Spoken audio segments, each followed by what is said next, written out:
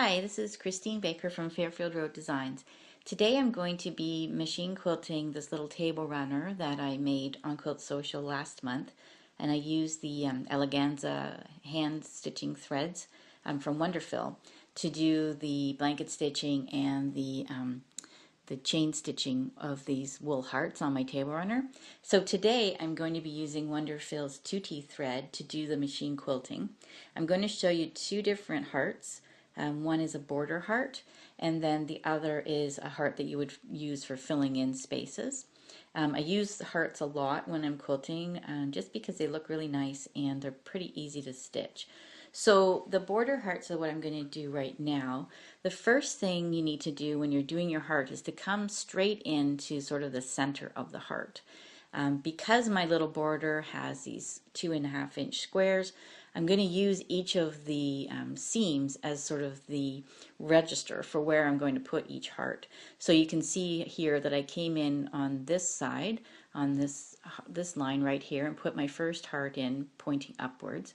Then I did a little swoop-de-swoop, a little loop, and then I'm coming in, I'm going to put my heart so it's pointing downward. And then I'm just going to alternate back and forth. So I'm going to show you the stitching of that right now. So the first thing you do is do the one side of the heart and then come up and come back into where you started. And then you come back out, do a loop, and then come up to where you want to put your next heart. And then this one's going to go the other direction.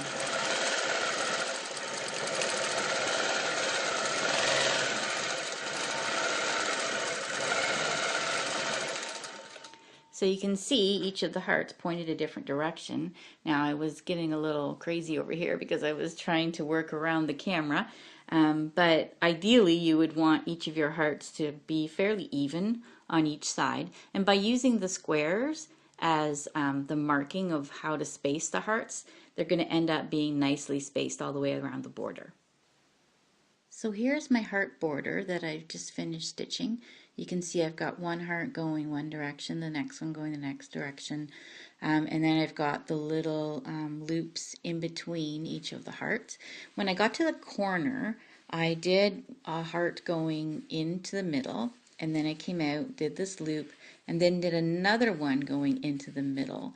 And then I was able to come back out of it, and this is actually the first heart that I stitched when I started. And when I came out of this one, I just did a little loop and then got right back into the middle of where I started. So the next heart that I'm going to show you is a filling in heart.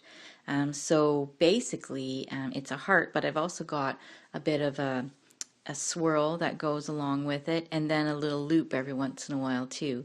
And I find by combining more than one design, it makes it a bit more interesting, and it also makes it easier to get into weird little spots that maybe a full heart wouldn't fit. Like down here, you could put a bit of a little vine thing in instead of trying to fit a heart into this little area. So I've already quilted a little bit, like you can see. So I'm into the position where I'm going to do my first heart. So you'll see that I come in the same way as I did with the other, and then do one side, and then back, finish the other side, and then end up in that same position in the middle. And when you're doing this type of a heart design, you have to be able to come in from all different angles. You don't want all your hearts to be all lined up pointing the same direction. So it takes a little bit of practice to get so that you can make heart shapes that are upside down and different ways, sideways. So now that I've put my first heart in, I'm going to do a little swirl and another little loop, and then maybe another swirl over to this side.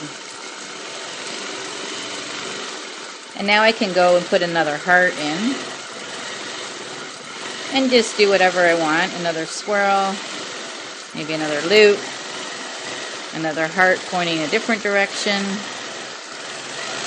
a loop, now another heart. And you can see it's kind of random where I'm going.